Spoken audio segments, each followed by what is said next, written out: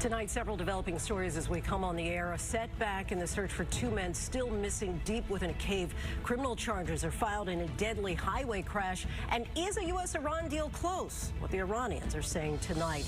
We begin overseas. Days after 5 men were rescued from a flooded cave, 2 remain missing. Heavy rains in Laos are now hampering efforts to rescue them. The tight passages are now filling with water. Rescuers continue to hold out hope that the missing men may have found a safe chamber. A bus driver is charged with involuntary manslaughter in a crash that killed 5 people on an interstate. Investigators are focusing on his speed while driving through a work zone. Shocking video shows survivors climbing through windows. Among the dead were 4 family members who were on their way to a wedding. Will the U.S. and Iran strike a deal to stop the war? President Trump says a major announcement is coming, but a top Iranian official now says Iran does not trust, quote, the enemy's words. Plus, Israeli forces are pushing deeper into Lebanon. They've seized a 900-year-old castle dating back to the Crusades. Also tonight, the concerts may be canceled at the Great American State Fair. Why the president now says he plans to hold a massive political rally. Chaos in Paris. Cars set on fire. Police fired tear gas. Hundreds arrested. All of it came after their team won Europe's soccer championship. The NBA Finals are set. Will the Knicks' Jalen Brunson take his place in history, or will Wemby spoil the party? We'll preview the rematch from 1999. A United Airlines jet abruptly turned around after the airline says a passenger's Bluetooth signal triggered an emergency response. Grammy-winning singer Peebo Bryson is under medical care after suffering a stroke. What his family is saying about his condition tonight. And America strong. At an age when most are slowing down, he's just getting started. From ABC News World Headquarters in New York, this is World News Tonight. Good evening, everyone. Thanks so much for joining us on this Sunday. I'm Lindsay Davis. Tonight, we're following the bus driver in the deadly highway crash who now faces criminal charges. New details on a possible deal between the U.S. and Iran. But we do begin with the desperate search for 2 miners still missing in a cave in Laos. Heavy rains are now threatening the search efforts. Divers suspect the 2 men are stuck deeper inside the cave's narrow passages. Just 24 hours earlier, the mood was celebratory after 4 men walked out of the cave on their own, breathing fresh air for the first time in 10 days. Authorities say those men are now offering advice from their hospital rooms on how to find the other 2. The first survivor was rescued on Friday. Days later, hope is dwindling but not lost. ABC's Britt Clennett leads us off with the latest. Tonight, concern for the 2 miners still missing in Laos after heavy rains, delaying rescue efforts, inundating the caves where they're suspected of being trapped. Rescue teams hit another setback after one of the pumps used to drain the caves broke down. It comes just one day after these dramatic moments where rescuers pulled 5 miners to safety after more than a week of being trapped underground. Search teams are now preparing to push deeper into the cave beyond the area where the 5 men were found. Officials say the 2 missing men may be in a hard-to-reach chamber, possibly beyond a narrow crack leading to a deeper part of the cave system. Rescuers must make their way through a maze of unmapped tunnels, muddy water, and near-zero visibility. There is the constant fear in the back of your head that if it rains, this thing that you are, slowly working your way through could very easily be flooded with water. The 5 rescued miners are now in the hospital. Officials say they're doing well and providing key details on the cave system, leading to new information on where the remaining 2 are possibly located. The first miner made it out Friday before crews were able to fully drain the tunnels. Video shows him crawling on his hands and knees through tight passages. Rescuers then drained more water from the cave, allowing 4 more miners to crawl out on their own, exhausted but alive. The next phase could be far more difficult. There's a theory that there's a 6th chamber, which gives us hope now we might be able to reach the 6th chamber and then see what is there. Even if they find the missing miners, bringing them out may not be possible right away. Rescuers may have to get them food and water, then wait for more of the cave to be drained. Now, Lindsay, tropical rain has been delaying the rescue effort for these two remaining men. The divers, though, they are hoping the rain will clear enough so that they can explore the option of a sixth chamber inside the cave. And telling us tonight they've been searching for other potential entry points, Lindsay. We are hoping for the best there, Britt. Thank you. Now to that heartbreaking and deadly highway crash in Virginia. The bus driver is now facing involuntary manslaughter charges. 5 people were killed in the crash on Friday, including a family of 4 heading to a wedding in South Carolina. More than 40 others were injured. ABC's Andrew Dimbert has that story. Tonight, the driver of that deadly bus crash on I-95 in Virginia now facing criminal charges as we learn more about the victims killed. Virginia State Police charging 48-year-old Jing Dong of Staten Island with 2 felony counts of involuntary manslaughter and saying more charges are pending. Multiple people jumping out of windows, multiple vehicles on fire. The deadly chain reaction crash happening early Friday morning in Stafford County, Virginia. Video showing survivors climbing through windows of the smoke-filled bus as first responders raced to the scene. Investigators say the bus traveling from New York to Charlotte failed to slow down for traffic backed up near a work zone, slamming into several vehicles before overturning, killing 5 and injuring more than 40 others. And tonight, new details about the lives lost. Relatives say 4 of the victims were members of the Donsev family from Massachusetts. A mother, father, and their 2 children headed to a wedding in South Carolina with a car full of homemade desserts. Tonight, relatives tell ABC News that wedding going forward while also mourning the Donsevs. The NTSB now trying to determine what caused the bus driver to plow into the backup, saying speed may have played a factor. It seems fairly clear that if there was any braking, there wasn't much because of the speed and the severity of the collision. Lindsay, the driver who was injured in the crash remains hospitalized while in police custody. His court date will be set once he's released from the hospital. He's facing up to 20 years behind bars if convicted. Lindsay? Andrew, thank you. Overseas now to the war with Iran. Still no word from President Trump on a deal with Tehran. This is Israel's expanding its offensive in southern Lebanon, capturing a medieval castle which dates back to the Crusader era.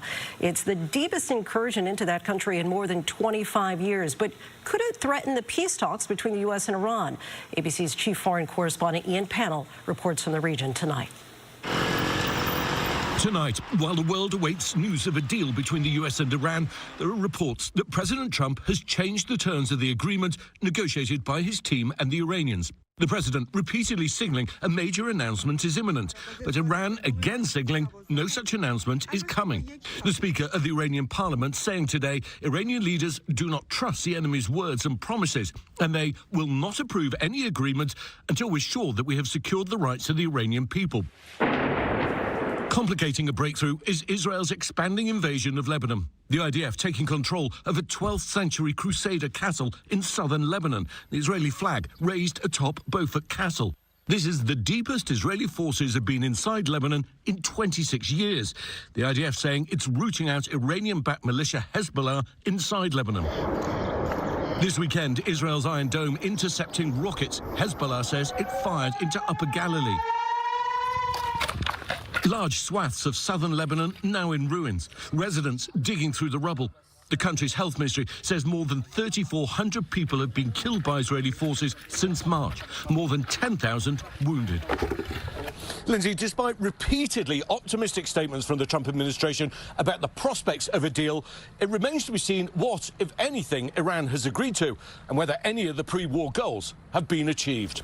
Lindsay? Ian Pannell for us in Jerusalem. Thank you. Amid concerns that there's still no deal, President Trump says both sides are getting close to an agreement that would reopen the Strait of Hormuz and extend the fragile ceasefire. Here's ABC senior White House correspondent Selena Wang. More than 48 hours after President Trump said he'd make his final determination on a deal with Iran, tonight, still no deal. But the president insisting the two sides are getting close. We're close to a very good deal, and if we can make it good, otherwise we just start up with the Department of War. Trump is demanding Iran reopen the Strait of Hormuz, guarantee it won't develop a nuclear weapon, and hand over its highly enriched uranium. Trump also saying he wants Iran to agree not to buy a nuclear weapon. Now it says we will not develop or in any way purchase a military weapon. That's a big difference. But despite the economic pain that Americans are feeling at the pump, the president making clear he's in no rush. We're getting what we want slowly. Very tough negotiators. It takes a long time. I'm in no hurry. The Treasury Secretary insisting the economic pain will be short-lived. I am very confident that the energy prices are going to come down very quickly. This as the Freedom 250 State Fair, a Trump-backed event, faces setbacks. The majority of musicians billed for the event now pulling out.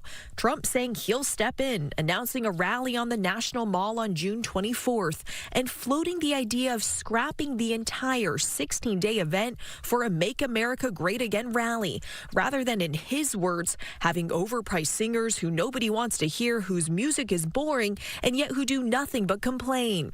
But Freedom 250 says they aren't canceling the event, instead adding an opening ceremony for the president to speak at. Some musicians want to play music for everybody, and some musicians seem to have segmented their audiences the same way politicians have.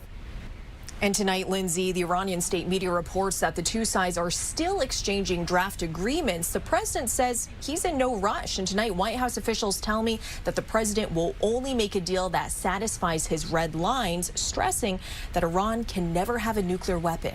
Lindsay? He has stated that was his goal all along. Selena, thank you. Now to the violence erupting across France. Overnight, hundreds of people were arrested in Paris and other cities for rioting, vandalizing shops, and setting fires.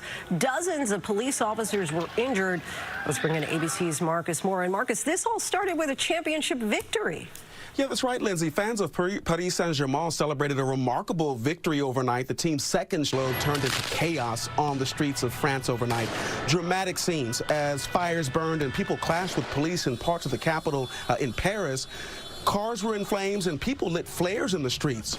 Now, police arrested nearly 800 people who were allegedly involved in the unrest. 480 of them were arrested in Paris, and a French official telling reporters that 57 police officers were injured during the chaos. Now, it was a much calmer scene today as officials went on with the planned parade to celebrate the team. Some 100,000 fans there to show their support in the shadow of the Eiffel Tower. Lindsay, leaders are hoping for a much more peaceful night ahead.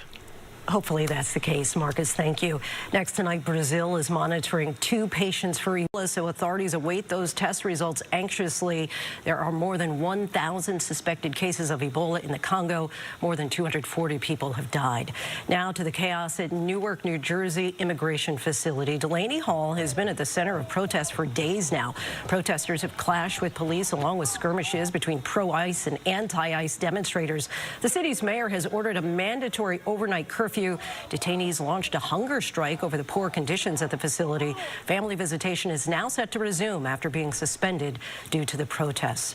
Now to the severe weather threat in the central U.S. Scattered thunderstorms are bringing possible damaging wind gusts and large hail. Let's bring in meteorologist Danny Beckstrom from our New York station WABC. So, Danny, where's the greatest risk tonight? Threat zone tonight, parts of Kansas and Missouri. Lindsay, let's get to the map so that you can see the area highlighted in yellow. That's going to be your level 2 out of 5. That means scattered severe storms are expected with the potential for damaging wind, large hail, and frequent lightning. These storms track east across Missouri overnight to tomorrow morning, arriving to cities like St. Louis just in time for the Monday morning commute, bringing heavy downpours. Monday evening, we're looking at another severe weather threat, this time in the Central Plains. This is going to bring damaging wind, large hail, and even a few isolated tornadoes. That looks like Monday evening. In terms of temperature, we're starting to rebound those temps in the east. New England stays cool on Monday, but we have some real summer-like heat building in the center of the country by the middle of the week, and that starts to track east by the end of the week. Relatively cool May, so I think a lot of people on the East Coast are looking forward to the warm-up. We sure are. Yeah. All right, Danny, thank you.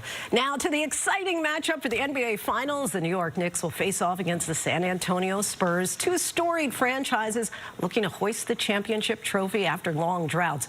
Let's bring in ABC's Ike Ejachi. And Ike, these two, of course, faced each other 27 years ago in the finals. Remarkable history here. That's right, Lindsay. Remarkable is an understatement. The last time these two teams met in the finals, 1999, Tim Duncan and the Spurs crushed New York's hopes. Well, Knicks fans say this time will be different. The Knicks, it's been 53 years since the Knicks last won an NBA championship, and Jalen Brunson has a chance to join Walt Frazier, Willis Reed, and Patrick Ewing on the Mount Rushmore of all-time great Knicks. Now, on the other side, 22-year-old Victor Wembanyama punched the Spurs' first finals ticket in 12 years last night in Game 7, winning 111-103 and scoring 22 points. And while tens of thousands flooded the streets of downtown San Antonio overnight, joy and heartbreak at the same time. A 17-year-old fan on life support tonight after an accident during those celebrations. Declared brain dead after falling from a moving vehicle while celebrating Thursday night's win, his head striking the curb. San Antonio police calling it, quote, tragic and preventable, urging fans ahead of the finals to stay inside of their vehicles. Lindsay? All right, lots of excitement and urging calm in the wake of it all. Ike, thank you. And you can watch the NBA Finals starting Wednesday right here on ABC. Still much more ahead on World News Tonight this Sunday. The unusual security threat the United Airlines has caused the jet to make a U-turn over the Atlantic, and a potential break in the killing of a sheriff's deputy in Virginia, where authorities say the suspect was spotted. Next tonight, this could be a first. United Airlines says one of its jets bound for Spain made a U-turn Saturday night after a passenger's Bluetooth signal triggered a suspected security threat. Here's what the air traffic controller said. Someone decided to name their Bluetooth device a certain four-letter word, so they're evacuating the aircraft. The airline says that four-letter word was bomb. The Bluetooth was traced to a 16-year-old passenger, according to the airline. Police swept the plane once it landed safely back in Newark, and it was cleared to resume its flight. Tonight, a possible break in the search for the suspect wanted in the killing of a sheriff's deputy in Virginia. Police say that suspect, Michael Puckett, was spotted today on a wildlife camera in North Carolina. Two deputies responded to a welfare check at Puckett's home in Carroll County, Virginia on Friday night. Deputy Logan Ott was shot and killed. The other deputy was struck in his bulletproof vest and is in stable condition. The family of hockey legend Claude Lemieux says that it's donating his brain for medical research. Lemieux was involved in dozens of fights during 21 seasons of pro hockey. Researchers hope to learn more about the long-term effects of repetitive head impacts. They also want to learn if Lemieux had the brain disease known as CTE. Lemieux died by suicide last week. He was 60 years old. When we come back, Grammy-winning singer Peabo Bryson suffers a stroke. What we've learned about his condition. To the Index now, Grammy Award singer-songwriter Peabo Bryson has suffered a stroke. Bryson's family says he is currently under medical care. He's known for his duet with Roberta Flack on Tonight I Celebrate My Love. Bryson was also the voice behind the Oscar-winning Disney songs Beauty and the Beast and A Whole New World. Music mogul Clive Davis is recovering from an upper respiratory infection. A spokesman for Davis says that he was taken to a hospital in New York City on Friday out of an abundance of caution. Davis, who's 94 years old, helped mold the careers of Whitney Houston, Aretha Franklin, Bruce Springsteen, and so many others. Next, a record-setting celebration. More than 1,000 people dressed as Marilyn Monroe filled Palm Springs, California. Downtown was a sea of white dresses and platinum blonde wigs, a tribute to her iconic scene in The 7-Year Itch. The Hollywood sex symbol would have turned 100 years old tomorrow. When we come back, America Strong. A lot of people his age are slowing down, but he says he's just getting warmed up. Tonight, America Strong. Our next story is proof that sometimes the most remarkable journeys begin when many people think they're over. At 6:17 this morning, sporting a yellow bib and an even brighter sense of possibility, 90-year-old Bill Schwartz was raring to go at the start of the Rock and Roll Marathon in San Diego. Not to watch, not to cheer, but to run his very first full marathon. The decision came after a trip abroad last year when Bill asked himself a poignant question. Am I going to participate or am I going to watch other people participate? Freshly remarried and grateful for good health, Bill decided to take on a new challenge, a marathon. I've done rim to rim with my son at the Grand Canyon. I've done 5 half marathons this season. But 26.2 miles requires its own preparation. Swing your arms. Okay. Strength training, Pilates, stretching. Yep, and then pull. Good. Determination that even inspired his trainer. I asked him a lot of whys, and you know what I get from him? He goes, why not? His proof that age doesn't matter, and it's mindset that really kicks in. At an age when many people are told to slow down, Bill's inviting others to speed up their dreams. I have all sorts of people saying, well, I'd love to do that. And I say, well, why don't you join me? At 90 years old, Bill's proving that life isn't about keeping pace with anyone else. It's just about having the courage to keep moving forward. Because why not? David Muir back here tomorrow night on GMA in the morning. A portion of my interview with the Second Lady Usha Vance. The full conversation airs tomorrow night on ABC News Live Prime. Until then, I'm Lindsay Davis. Have a great night.